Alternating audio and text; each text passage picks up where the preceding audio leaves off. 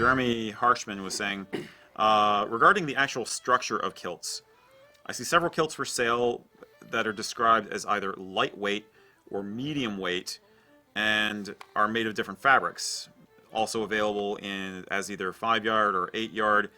He's asking if we could go into some detail as to what these really describe in real life, and what would these specific kilts be used for, if anything different. There's some of the jargon. I think he's getting confused by the jargon that some sellers use. There's a lot of jargon, especially when you're new to this and you don't understand things. There's a lot of jargon. There's a lot of people throwing terms at you because they know that you don't know what you're looking for. They know you don't understand. And some of it comes out of tradition and out of historical traditional kilts and stuff. Other things are less than reputable companies using phrases, using things, using words, using concepts even that aren't actually applied to the garment, because, our 8-yard wool kilt at $100 is not the same as a traditional 8-yard wool kilt from Scotland, or like one that we would make at $500 or $600. But they're not counting on you understanding the differences. They're counting on you saying $100 or $500. I'm going to go with the cheaper one because they both say the same thing. Yeah. So we'll start with the weight of the fabric. Kilts are generally measured, or kilt fabric is generally measured in ounces.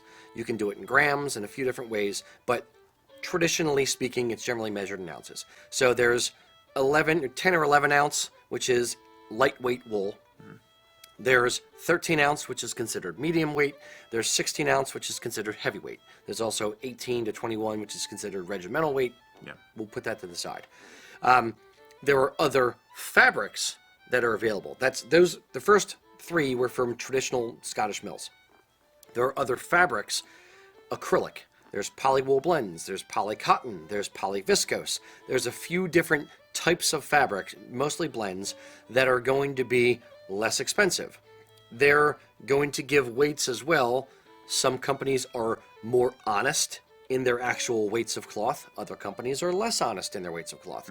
There are companies that will sell an acrylic kilt. Acrylic is basically it's good filler fabric. It doesn't make a good garment. Therefore, it's generally lighter stuff and it's looser woven. And there's companies I've seen advertising 16-ounce acrylic.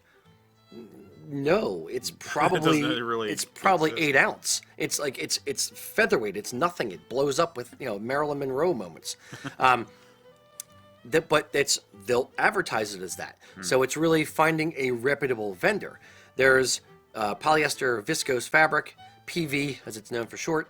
There are some companies that are importing kilts from the Middle East or from China, and they're calling them 16-ounce PV kilts, and that is completely different fabric from what we are selling here, which is 11 to 12, depending on the tartan ounce polyester viscose fabric woven by Martin Mills, which is one of the same mills that weaves our wool cloth.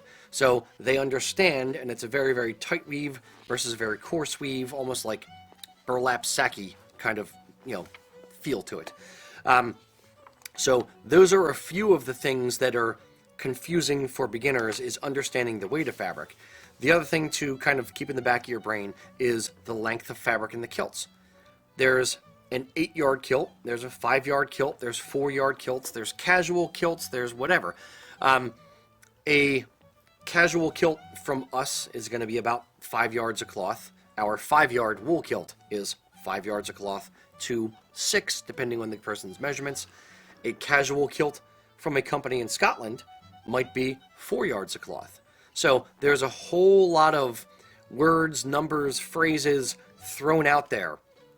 And unfortunately, the onus is on the consumer to kind of dig into each individual company, understand what they mean by their offerings, and look into reviews for the company, check Google, check Yelp, check whatever, check Facebook reviews, and see other people's experiences with the company that you're looking at buying from to see if they're being honest in how they're marketing their products to you, or whether they're being, transparent and that kind of thing, or whether they're really just trying to sell you a pig in a poke just to get your money because they don't think you know any better, and odds are a lot of people don't, which is how they're still in business. Sorry, that was a bit of a rant. Kalia Emptor. Yes. Yeah.